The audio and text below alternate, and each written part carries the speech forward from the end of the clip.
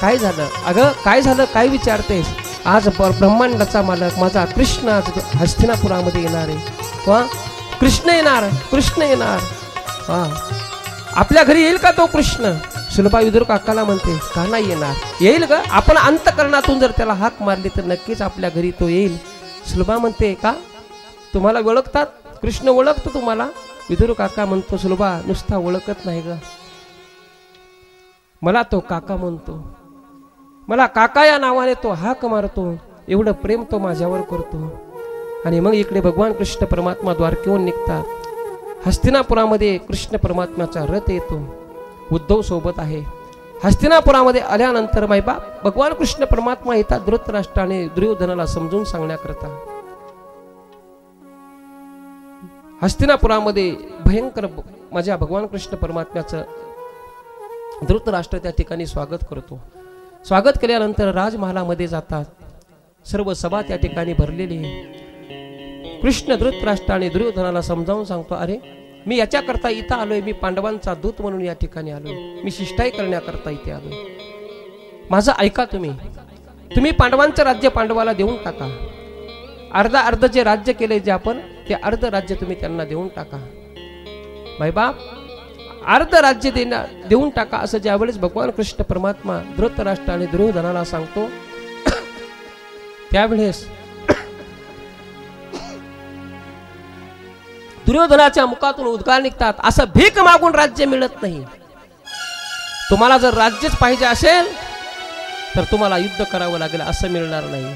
कृष्णाने समजावून सांगितलं, अरे काय पडलं भांडणामध्ये? भांडणं तंड करून काय मिळणार आहे? भांडण केल्याने कोणाचं चांगलं झालं नाही. कृष्ण समजावून सांगायला. आणि खरंच आहे मायबाप, आपण या ठिकाणी थोड्या थोड्या गोष्टीहून भांडण करतो, थोड्या थोड्या गोष्टीहून इतके विकोपाला आपले भांडणं जातात. इकडे इतके विकोपाला भांडणं येतो आपण, काहीच नसतं. फुटभर जागा असती, नाहीतर हितभर धुरा असतो. पण त्या हितभर धुऱ्यासाठी आणि फुटभर जागेसाठी आपले भांडणं एवढे विकोपाला नेतो, प्रत्येकाला कारण याची माहिती आहे. अरे एवढे भांडणं विकोपाला नेतो की त्या ठिकाणी मायबाप 2 एकराची किंमत आपण त्या हितभर धुऱ्यासाठी घालतो. 2 एकराची किंमत कोणाच्या भरत्या करतो. आणि भांडणाने कोणाचं चांगलं झालं नाही. भांडणाने फक्त 5 माणसं जगले, 5 माणसं. कोण कोण सांगू? भांडणं झाले की सुरुवातीला गावातून समजा बाहेर जायचं पोलीस स्टेशनला, की गावातला पहिला गाडी करावी लागते. गाडीवाला जगला, ठीक आहे नाही, गाडी करून तिथं गेलो, तिथं गेल्यानंतर पोलीस स्टेशनला केस, तिथे पैशाची भरती, त्याच्यानंतर तिथे गेल्यानंतर परत कोर्ट, वकिलाची भरती, तिथे गेल्यानंतर 10-5 माणसासंग हर वेळेस केसेसला जायचं, 10-5 माणसासोबत हॉटेलवाल्याची भरती, का नाही, चहा पाण्यावाल्याची भरती. कोणाच्या भरत्या? बाकीचे जे लोक जगतात. अरे आपल्या एका भांडणामुळे एवढ्या लोकांचे पोट भरतात. म्हणून आपण भांडणं नाही करायचे. कोणी म्हणतात हे तर आमचा उपकार आहे, भांडणं केल्यामुळे जर एवढे लोक जगत असतील तर आम्ही मुद्दाम भांडणं करू. अरे त्यांचं ते जगायचं, ते कसं जगतील? पण आपण आपल्या थोड्या थोड्या गोष्टीसाठी एवढे विकोपाला भांडणं नेतो, थोडं तरी आपण सुधारण्याचा प्रयत्न केला पाहिजे. अरे एका माईच्या रक्ताचे आपण 2 भाऊ असतो, एका माईच्या रक्ताचे. आणि 2 भाऊ जर एका हितभर धुऱ्यासाठी जर आपण एकमेकाच्या डोक्यामध्ये कुऱ्हाडी जर घालत असतो तर काय अर्थ आहे मायबाप त्या जीवनाला? म्हणून या गोष्टी कुठेतरी, अरे आपण कोण्या कुळामध्ये आहोत? अरे भगवंताने आपल्याला एवढं दिलंय, काय काय त्या गोष्टीचं पडले? अरे हे शरीर दिलंय नाही, शरीर माणसाने सांभाळायला पाहिजे. एवढं सुंदर दिलेलं शरीर सांभाळा ना. हे का भांडणं करण्याकरता शरीर दिलंय का आपल्याला? नाही दिला. अरे पहा, आणि हेच आपल्याला पहा वरून शापच तिथून लागलाय. ते ऐकले नाही ना, ते तिथूनच शाप आलेला आहे आपल्याला. भावकीचं जे जमत नाही ते तिथूनच आहे. अरे मग त्यांचं काय झालं हे तर आपण पाहिलं पाहिजे ना. एवढं त्यांचं असताना सुद्धा अरे एक राहिला नाही तर आपण कोण्या झाडाची पाली? भगवान कृष्ण परमात्मा समजावून सांगू लागला. त्यावेळेस पहा म्हातारं काय म्हणलं. म्हातारं वरून आंधळ होतं, आतून आंधळच होतं. माऊलीने सुंदर वर्णन केलं की संजय दुःखवलेनी अंतकरणे, मन तसे नवल नभे दैव दवडणे, हा जिबे धाडसा आहे मी मने तव आतुही आंधळा. आजच ओवी गेली 10व्या अध्यायामध्ये. मी ऐकत होतो 10व्या अध्यायामध्ये शेवटला ओवी, शेवटच्या 5-6 ओव्या ज्यावेळेस राहतात का त्याच वेळेस ही ओवी गेली की संजीव दुःखोलेने अंतकरणे मन तसे नवल नवे दैव दवडणे. हा जिबे धाडसा आहे मी मने तव आतुही आंधळा. धृतराष्ट्र वरूनही आंधळा होता पण आतूनही आंधळा होता. एवढा मोह त्याला जडला होता मायबाप. अरे कृष्णाने सांगितलं जाऊ द्या, नका देऊ अर्ध राज्य, 5 गावं तरी द्या ना, 5 गावं तरी त्यांना राहण्याकरता द्या. त्यावेळेस दुर्योधन म्हणला सुईच्या टोकावर बसेल इतकी जमीन पण मी त्यांना देणार नाही. आणि मग धृतराष्ट्र कृष्णाला म्हणतो, देवा तुम्ही कशाला आमच्या भावकीच्या भांडणात पडतात? भावकीच्या भांडणामध्ये तुम्ही पडू नका, आम्ही आमच्या पद्धतीने निपटून घेऊ. पहा किती म्हातारं हे होतं, एवढा मोह होता या म्हाताऱ्याला. आणि म्हणून स्वतःच्या कुळाचा नाश केला म्हाताऱ्याने एका दुर्योधनाचा ऐकल्यामुळे. वाईट पुत्र जन्माला आला, अरे त्याच्यात ऐकलं आणि बाकीच्या 100 पोराचा नाश धृतराष्ट्राने केला. दुर्योधनाचा जर ऐकलं नसतं ना, मोठा होता, त्याचं जर ऐकलं नसतं आज 100ला 100 राहिले असते. ऐकलं नाही. आणि मग पुढे धृतराष्ट्र सांगतो, जाऊ द्या देवा, आमच्या भांडणात पडू नका, तुमच्याकरता सुंदर या ठिकाणी स्वयंपाक तयार केला, जेवण करा. त्यावेळेस भगवान कृष्ण परमात्मा म्हणला, मी तुमच्या घरचं अन्न खाणार नाही. अरे तुमच्या घरचं अन्न खावा, तुमच्या घरच्या अन्नाची काय किंमत आहे? अरे काय त्या अन्नामध्ये सुख आहे? अरे तुम्ही पंचपक्वान्नाचं जरी ताट केलं असेल माझ्यासाठी, अरे तुम्ही जर माझं ऐकत नाही, अरे एवढा मी द्वारकेहून या ठिकाणी आलोय तुम्हाला समजावून सांगण्याकरता, आणि तुम्ही माझा मान ठेवत नाही. अरे नका देऊ जास्त, त्यांचे 5 गावं तरी तुम्ही त्यांना देऊ शकत नाही, तुमच्या घरचं मी अन्न खाणार नाही. त्यावेळेस द्रोणाचार्य, भीष्माचार्य सगळे त्या ठिकाणी बसले होते. भीष्माचार्य तर काहीच बोलत नव्हते. द्रोणाचार्याने सांगितलं, देवा मग आता या ठिकाणी तुम्ही जेवणार नाही, आमच्या घरी चला. द्रोणाचार्याला कृष्ण म्हणला, माझं जे ऐकत नाही, अरे त्याच्या घरी तुम्ही काम करायला लागले, त्याचं तुम्ही ऐकायला लागले, तुमच्या तरी घरचं कशाला खायचं? द्रोणाचार्याच्या सुद्धा घरचं खाल्लं नाही, कोणाच्याच घरचं नाही. देवा अरे जेवणाची वेळ झाली, जाणार कुठं? भगवान कृष्ण परमात्मा म्हणले, माझा भक्त गंगेच्या तीरावर वाट बघतोय, मी त्या ठिकाणी जाणार. आणि लागलीच उद्धवाला हाक मारली, उद्धवजी चल विदुरा घर जा. उद्धवजी चल विदुरा घर जावे. उद्धवजी चल विदुरा घर जावे. उद्धवजी चलो विदुरा घर जावे. उद्धवजी चलो विदुरा घर जावे. उद्धवजी चलो विदुरा घर जावे. बड़े बड़े मंदिर कौन काम के. बड़े बड़े मंदिर कौन काम के. भाव अगर नहीं पावे. उद्धवजी चल विदुरा घर जा. उद्धवजी चल विदुरा घर जा. उद्धवजी चल विदुरा घर जावे. उद्धवजी चलो विदुरा घर जावे. उद्धवजी चलो विदुरा घर जावे. उद्धवजी चलो विदुरा घर जावे. उद्धवाला कृष्णाने सांगितलं, चला आपल्याला विदुराच्या घरी जायचं. इथे जेवण्यामध्ये अर्थ नाही, काय कामाचं यांचं जेवण? बडे बडे मंदिर कोण काम के. भाव अगर नहीं पावे. उद्धवजी चलो विदुरा घर जावे. मोठमोठाले महाले त्यांचे काही कामाचे नाही, चला उद्धवा. आणि इकडे सुलभा काकी आणि विदुर काका वाट बघत बसले, माझा कृष्ण येणार, माझा कृष्ण येणार. वाट बघत असताना मैबाप रथ गंगेच्या तीरावर आला. विदुर काकाच्या घरी रथ येतो आणि भगवान कृष्ण परमात्मा विदुर काकाच्या दारामध्ये उभे आहेत. दारावर थाप मारली, काका दार उघडा, मी आलोय. आणि ज्यावेळेस ही हाक कानावर पडली, विदुर देहभान हरपून गेला, धावत पळत त्या ठिकाणी जातो. दार उघडतो, मायबाप ब्रह्मांडाचा मालक दारामध्ये उभा आहे. आणि ज्यावेळेस कृष्णाच्या हाताला विदुर काकाने धरलं, देहभान सगळं हरपून गेले. विदुर काका आतमध्ये भगवंताला घेतलं आणि बसण्याकरता विदुर काकाने चटई घेतली, छोटीशी दरबाच्या चटया होत्या मायबाप, दरबाची चटई घेतली, खाली टाकलायची. पण खाली चटई टाकली आणि विदुर काका स्वतः चटईवर बसले आणि देव खाली बसला. देवाला बसा म्हणायचं सुद्धा ध्यान राहिलं नाही, एवढे देहभान हरपून गेले. सुलभा काकी सुद्धा त्या ठिकाणी देहभान हरपून गेल्या. देवाला खाण्याकरता केळी घेऊन आल्या आणि सोलून देऊ लागल्या. मायबाप गाबा आपण खाऊ लागल्या आणि सालपट्टी देवाच्या हातात देऊ लागल्या. देव सुद्धा सालपट्टी त्या ठिकाणी पट पट पट पट त्या ठिकाणी सालपट्टी खाऊ लागला. विदुर काकाच्या लक्षात आलं, अगं सुलभा काय करते तू, काय करतेस, काय देते तू देवाला खायला. त्यावेळेस सुलभा काकीने सांगितलं, मालक या ठिकाणी प्रेमाच्या भरामध्ये मी सगळं विसरून गेले. आणि मायबाप देवाने सुद्धा प्रेमाच्या भरामध्ये केळीचे कातळे खाल्ले. आणि मग देव कृष्ण परमात्मा विदुर काकाला सांगतात, काका मला भूक लागली, काहीतरी खायला द्या.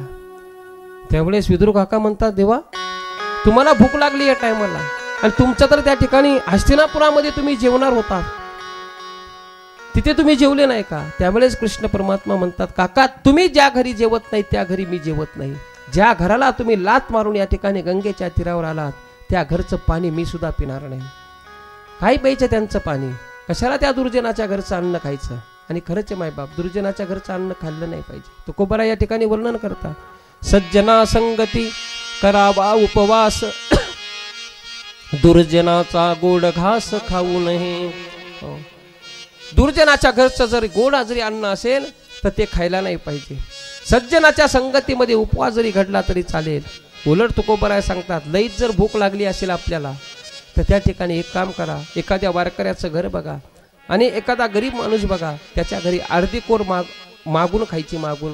हो, सज्जना घरचे अन्न आणि बळेची खावे मागून, बळच घ्यायचं त्याच्याकडून आणि खायचं. त्याच्याकरता लाज नाही बाळगायची. अरे मी याच्या घरी कसं मागू, पण सज्जन असेल तर त्याच्या घरचं मागून खा.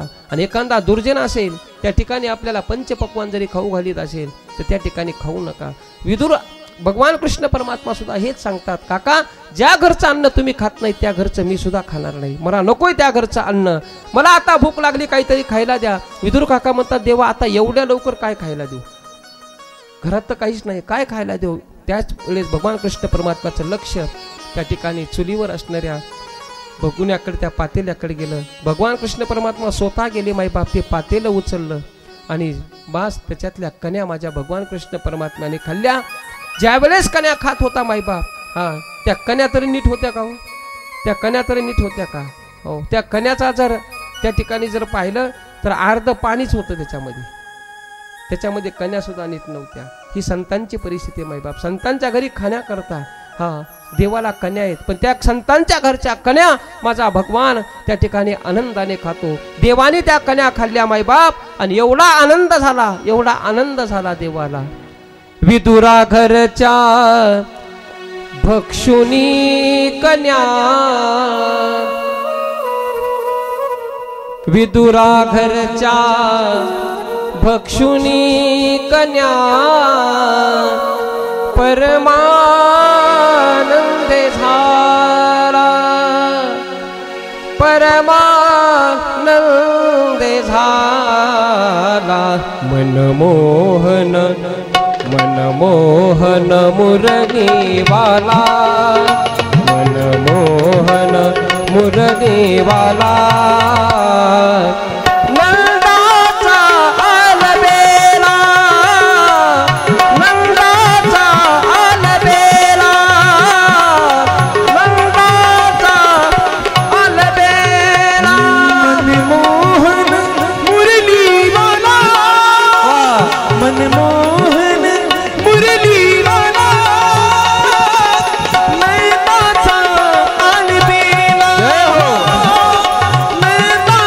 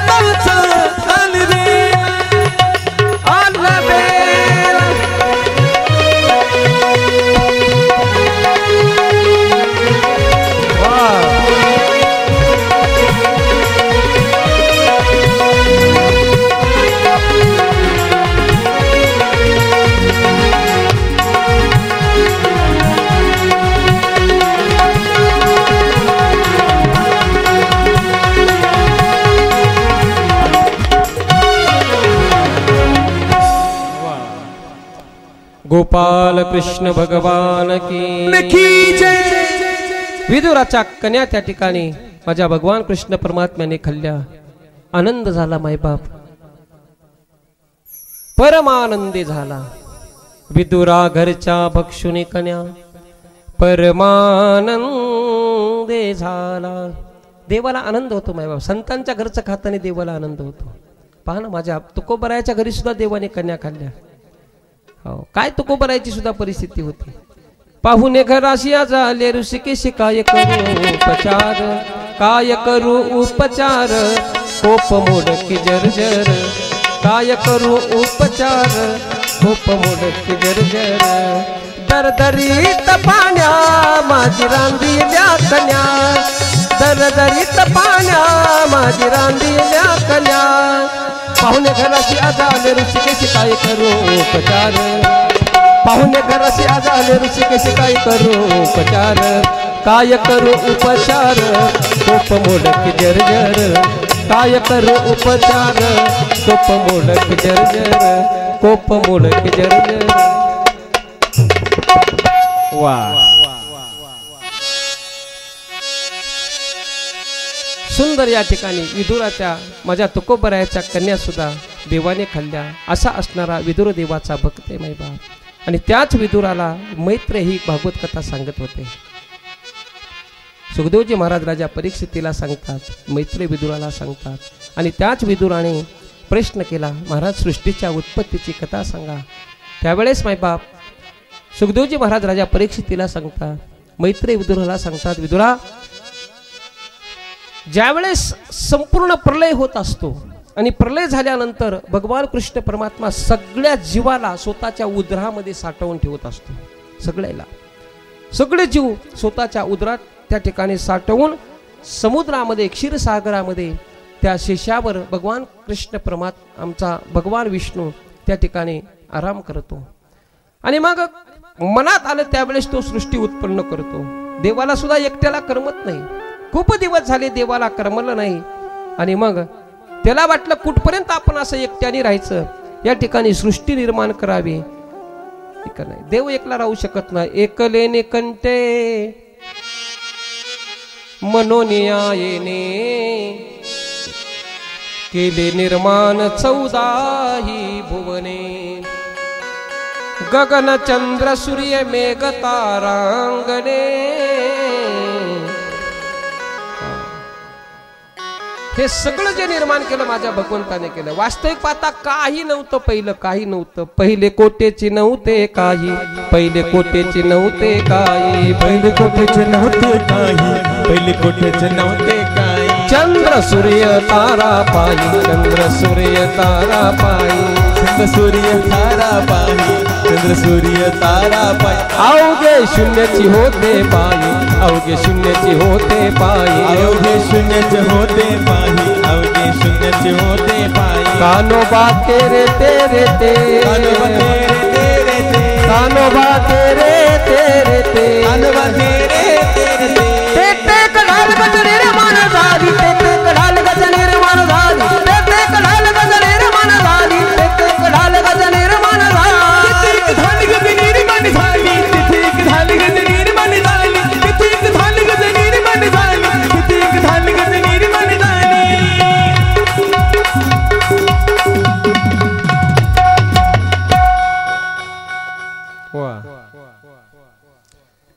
पहिले कोट्याची नव्हते काही, चंद्र सूर्य तारा, चंद्र सूर्य तारा नाही, अवघे शून्याची होते पाही। कानोबा तेरे तेरे ते, ते कढाल गज निर्माण झाली। तिने पहा एवढी ख्याती केली, अमर पुले तिचे घर कुली। हे वर्णन आलेले। देवाला एकट्याला करमत नाही, आणि म्हणून शेषाच्या शय्यावर त्या ठिकाणी निद्रा करत असताना क्षीरसागरामध्ये भगवान कृष्ण परमात्म्याच्या या नाभी कमलातून एक कमळ बाहेर आलं, आणि कमळ बाहेर आल्यानंतर मायबाप त्याच्यातून ब्रह्मदेवाचा त्या ठिकाणी जन्म झाला। आणि मग ब्रह्मदेवाचा जन्म त्या ठिकाणी झाल्यानंतर ब्रह्मदेव चारी बाजूला त्या ठिकाणी फिरून पाहत होते, तर त्यावेळेस ब्रह्मदेवाला 4 मस्तक त्या ठिकाणी तयार झाले। सगळीकडे पाहिलं तर कोठेच काही दिसत नाही, नुसतं या ठिकाणी ही दगड माती